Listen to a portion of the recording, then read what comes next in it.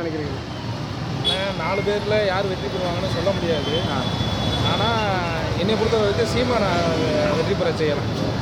என்ன காரணம்? ஏன்னா ஏன்னா இயற்கை வளங்களை பற்றி பேசுகிறதுக்கு அவர் ஒருத்தர் மட்டும்தான் பேசுகிறாப்புல, வேறு யாரும் இல்லை. ஆனால் எப்படி பார்க்குறீங்கன்னா, ஏன்னா மக்கள் மத்தியில் அவர் முன்னெடுக்காத போராட்டம் இல்லை, ஆனாலும் மக்கள் மத்தியில் பெருசாக ஆதரவு சீமானுக்கு இல்லாத மாதிரி இருக்கு. என்ன காரணம்னு நினைக்கிறீங்க? இல்லை, அது ஒரு பிம்பம்னே. அதாவது மீடியா வச்சு இது பண்ணுறாங்க, அவங்கவுங்க அதாவது ஓனாக இது பண்ணி ஒவ்வொரு ஐடியா கிரியேட் பண்ணிக்கிட்டு இருக்காங்க. இல்லை, நான் என்ன கேட்குறேன்னா, அண்ணன் சீமான் எடுத்த போராட்டத்துக்கு இந்நேரம் அவர் முதலமைச்சராக வந்திருக்கணும் கிட்டத்தட்ட 15 வருஷத்தில். அது இன்னும் வராமல் இருக்குது. என்ன காரணம்னு? எப்போ வரும்னா அது வர வேண்டிய நேரத்தில். ஏன்னா ஒருவேளை விஜய் வந்ததுனால சீமானுக்கு ஓட்டு கம்மியாகும்னு நினைக்கிறீங்களா? ஏன்னா மாற்று சக்தியா விஜய் அண்ணன் சீமான் மட்டும்தான் இருந்தார், இப்போ விஜயும் வந்திருக்காரு, அதனால ஓட்டு பிரியுதுன்னு நினைக்கிறீங்களா? கண்டிப்பாக பிரியும். இங்கே காரைக்குடி தொகுதியில் டிவிகேவா என்டிகேவாண்ணா? அது சொல்ல முடியாதுன்னு. 4 பேருமே ஒரு நல்ல கேண்டிடேட் தான். பட் என்னோட சப்போர்ட் சீமானுக்கு. நன்றி. ஆமாம், கேமராவோட சேர்த்து அந்த மாதிரி.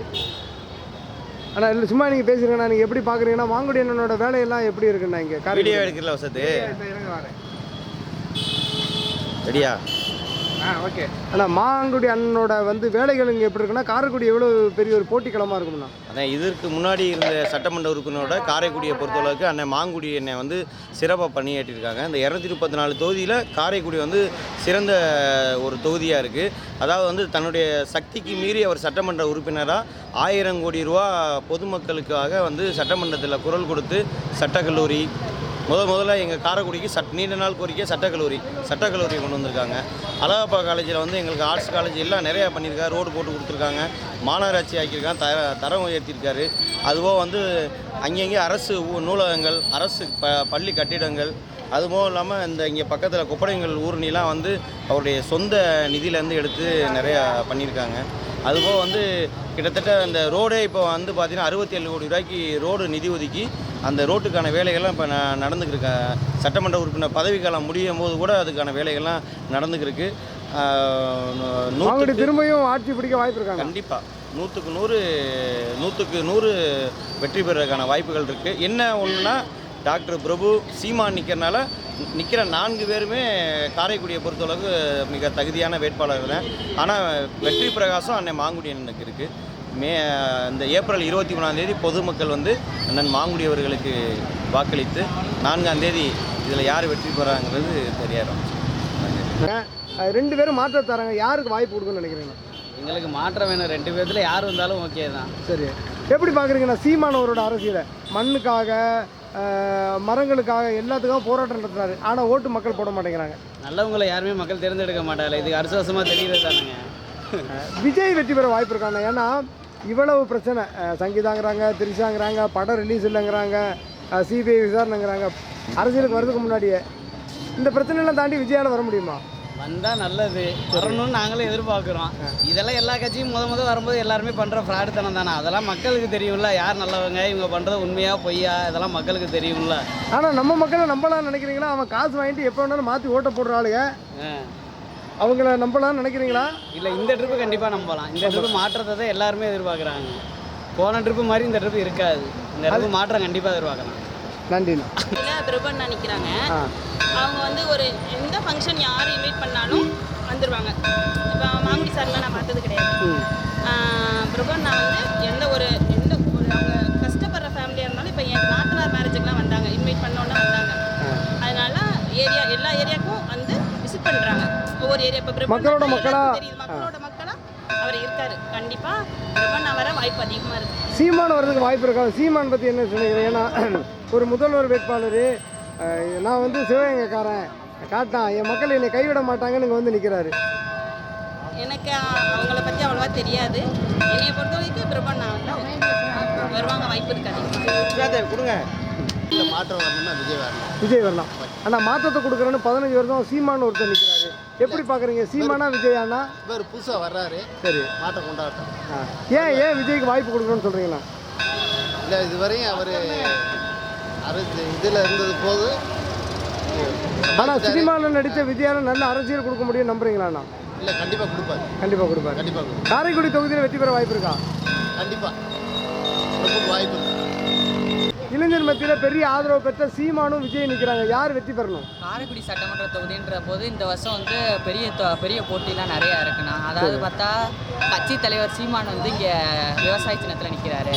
அதுக்கு இங்கிட்டு பார்த்தா பிரபு டெண்டர்னு சொல்லிட்டு இப்போ விஜய் கட்சி ஆரம்பிச்சதுலேருந்து அவர் மக்களோட சேர்ந்து நல்லா பண்ணிக்கிருக்காருண்ணா. இப்போ காரைக்குடி சட்டமன்ற தொகுதின்னு பார்த்தோம்னா அதாவது பார்த்தா இப்போ மாங்குடியுமே 5 வருஷமாக நல்லா பண்ணியிருக்காரு. அதாவது நிறையா சட்டக்கல்லூரி எல்லாமே நல்லா பண்ணியிருக்காங்க. தமிழ்நாட்டை பொறுத்தளவு காரைக்குடி சட்டமன்ற தொகுதின்றது வந்து நல்ல யார் ஜெயிக்கிறான்னு சொல்லிட்டு நல்ல வரவேற்பு பெற்றிருக்குண்ணா. எனக்கு நல்ல இப்போ இதுன்றது பார்த்தா யார் ஜெயிப்பான்றது என்னால் கணிக்க முடியல. ஆக்சுவலாக பார்த்தா 3 பேருக்குமே நல்ல இது இருக்குண்ணா, வாய்ப்பு நல்லா இருக்கு. பெரிய போட்டியாக இருக்குமா தம்பி? காரைக்குடி தொகுதி பெரிய பேசும் பொருளாக மாறி இருக்குது. சீமான் டெண்டல் பிரபுலாம் வந்து நிற்கிறதுனால அதான் இந்த தடவை மக்கள் எல்லாருக்குமே அதாவது 3 கட்சிக்குமே நல்லா இது இருக்குண்ணா. அதாவது 5 வருஷமும் நல்லா பண்ணியிருக்காங்க. மறுபடியும் மாங்குடி வர்றதுக்கான வாய்ப்புகளும் அதிகமாக இருக்குண்ணா. சரியான போட்டியாக இருக்குமா? ஆமாம், சரியான போட்டினா. தமிழ்நாட்டை பொறுத்தளவு காரைக்குடி சட்டமன்ற தொகுதி நல்ல போட்டினா. நன்றி. விஜயும் சீமானும் நிற்கிறாங்க.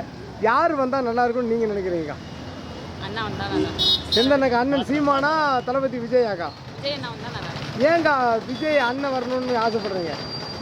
நான் வந்து மாற்றத்தை எதிர்பார்க்கிறேன். சரி, அவர் புது மாற்றம் வந்துச்சுன்னா நல்லா இருக்கும். இதே மாதிரி 15 வருஷமாக சீமான் வந்து மாற்றத்தை கொடுக்குறேன்னு நிற்கிறாரு. ஏன் அந்த வாய்ப்பை நீங்கள் சீமானுக்கு கொடுக்காம விஜய் கொடுக்கணும்னு நினைக்கிறீங்க? அது வந்து அண்ணா பாசம். அண்ணா பாசம். ஏங்க மற்றவங்களாம் சொல்லி விஜய் அப்புறம் சீமான் வந்திருக்காங்க. இவங்க ரெண்டில் யார் பெஸ்ட்டுன்னு நினைக்கிறீங்கன்னா? சீமான் பெஸ்ட்டுன்னு நினைக்கிறேன். என்ன காரணம்னா? என்ன காரணம்? மண்ணுக்கானது மக்களுக்கானது. மலைகளை அடிக்கிறாங்க, நில வளத்தை ஒழிக்கிறாங்க, மண்ணை ஃபுல்லாக அள்ளிட்டு போகிறாங்க. எல்லாத்தையும் ஒன்றும் இல்லாமல் உருப்படி இல்லாமல் ஆக்குறாங்க.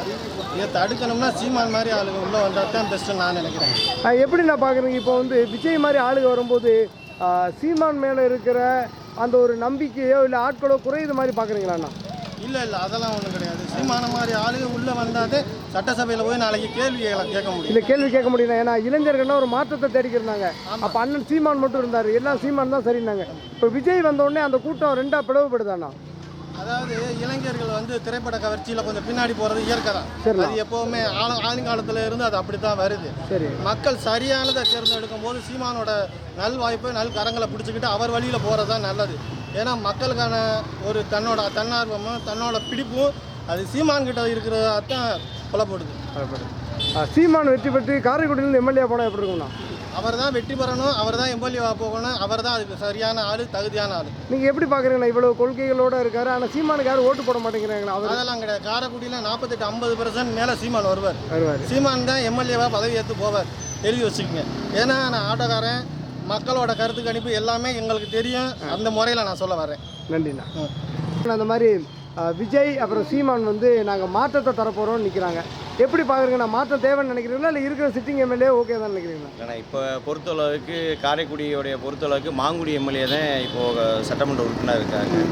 இதுக்கு முன்னாடி இருந்தவங்கெல்லாம் காரைக்குடியை கொண்டு வரல. தமிழ்நாட்டில் இருந்து இந்த 5 வருஷத்தில் மாங்குடி எம்எல்ஏ ஏற்கனவே ஊராட்சி மன்ற தலைவராக இருந்தார். சங்கராபுரத்தில் 2 முறை இருந்தாங்க. அந்த ஊராட்சி வந்து காரைக்குடி நகராட்சியோட ஊராட்சி ரொம்ப வளர்ச்சியாக இருந்துச்சு.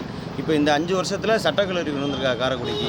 அதே மாதிரி அரசு மருத்துவமனையை டெவலப் பண்ணியிருக்காங்க, ரோடெல்லாம் போட்டிருக்காங்க, நல்லா பண்ணியிருக்காரு மாங்குடிங்கிறது. பொறுத்தளவுக்கு மாங்குடி எம்எல்ஏவுக்கு காரைக்குடியை பொறுத்தளவுக்கு நல்ல வாய்ப்பு அதிகமாக. ஆனால் விஜய் மாதிரி டெண்டல் பிரபு அண்ணன் நிற்கும் போது அந்த மாதிரி வரும்போது உங்களுக்கு பெரிய நெருக்கடி கொடுக்காதாண்ணா? இல்லை, ஏன்னா விஜய் அப்படிங்கிற ஒரு விஜய் அண்ணாவோட அலையன்ஸில் கொஞ்சம் நெருக்கடி தான். ஆனால் காரைக்குடியை பொறுத்தளவுக்கு அண்ணன் மாங்குடிக்கு வந்து வெற்றி வாய்ப்பு வந்து மிக பிரகாசம். முதலமைச்சர் வேட்பாளரான சீமானுங்க நிற்கிறாரு. என் சொந்த தொகுதி, நான் வந்து இந்த மாதிரி இந்த கூட காட்டான், என்னையெல்லாம் என் மக்கள் விட்டு கொடுக்க மாட்டாங்கிறாரு. எப்படி பார்க்குறீங்க? களத்தில் நிற்கட்டும். காரைக்குடி வந்து வந்தவரை வாழ வைத்த ஊர், எல்லாரும் நிற்கட்டும். நின்று பார்த்து நாளுக்கு மேலே வெற்றி வாய்ப்பு யாருக்குங்கிறது தெரியும். மக்கள் மத்தியில் என்ன இருக்கோ அது தெரியும். யார் ஜெயிக்க போகிறா என்னங்கிறது தெரியும். சீமான 234 தொகுதியிலையும் கூட்டணி வைக்காமல் தனிச்சு நிற்கிறாரு. அது எங்களுடைய பாராட்டு அவருக்கு. எப்படி பார்க்குறேன்னா, ஒரு மனுஷன் காசு கொடுக்க மாட்டான், யாரு கூட கூட்டணி வைக்க மாட்டான், ஊழல் சேர்ந்த கட்சி கூட சேர மாட்டான், யாருக்கும் அடி பண்ணியது கிடையாது, பிஜேபி யாராக இருந்தாலும் எதிர்ப்பான், ஆனால் மக்கள் ஓட்டு போட மாட்டாங்க. என்ன காரணம்? மக்கள் மத்தியை பொறுத்தளவுக்கு இப்போ அளவுக்கு அதிமுக திமுக அப்படிங்கிற நிலைமை தான் தமிழ்நாட்டில் உள்ள இருக்குது. சீமான் வந்து அதுக்கு அப்புறம் தான். ஆனால் ஓட்டு வங்கியை பொறுத்தளவுக்கு காரைக்குடியில் வந்து அவருக்கு அதிகம் தான். ஆனால் இருந்தாலும் சீமானே என்றாலும் காரைக்குடியை பொறுத்தளவுக்கு அண்ணன் மாங்குடி வந்து செஞ்சதுனால செஞ்சதை வச்சு அவர் ஓட்டு கேட்டால் கண்டிப்பான முறையில் திரு மாங்குடி அவர்கள் வெற்றி பெற்றுவார். நன்றி. 100க்கு 40%, 50% ஓட்டு அவருக்கு இருக்கு. நன்றிண்ணா. சொல்றா. சரி, உனக்கு வந்து யார் பிடிக்கும்? ஏன் வந்து விஜய் மாமா பிடிக்கும்? யார் உன்னை அப்படி சொல்ல சொன்னது? சும்மா சொல்லு. ஏன் விஜய் மாமா பிடிக்கும்? உங்கள் வீட்டிலலாம் யாருக்கு ஓட்டு போடுவாங்க? விஜய்க்கு தான் ஓட்டு போடுவாங்களா? Okay, thank you. யார் பிடிக்கும்? விஜய் மாமா பிடிக்குமா? விஜய் நாளைக்கு வர்றாரு, ஆதரவு இருக்காமா?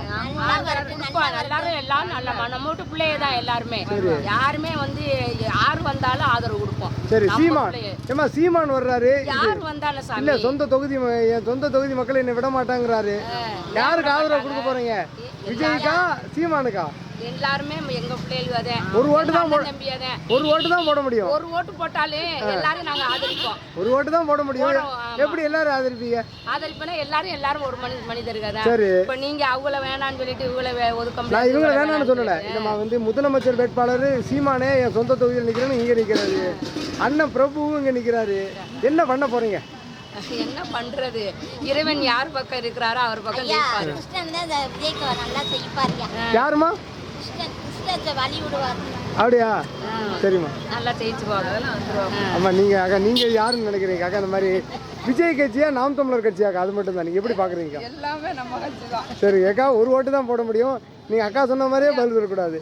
இல்ல, ஒண்ணு விஜய் கட்சியா இருக்கணும், இல்ல சீமான் இருக்கணும். யாரு பெஸ்ட்னு நினைக்கிறீங்க? 10 ஓட்டு இருக்குன்னா ஒவ்வொருத்தருக்கும் ஒண்ணா போடுவோம். சரி, ஓகே. சரி, எல்லாரும் ஓட்டு இருக்கு. நாங்க ஒருத்தருக்கு ஆளுக்கு 2 ஓட்டை போட்டு போறோம். சரி. 10 ஓட்டு வச்சு இருக்கு எங்க வீட்லயும். ஓட்டு போட்டு போறேன். எல்லா மனிதர்களுமே வாழணும். சரி, நம்ம பூமியில பிறந்துட்டா நல்ல எல்லாருமே வாழணும். எல்லாரும் வரணும். ஆமா.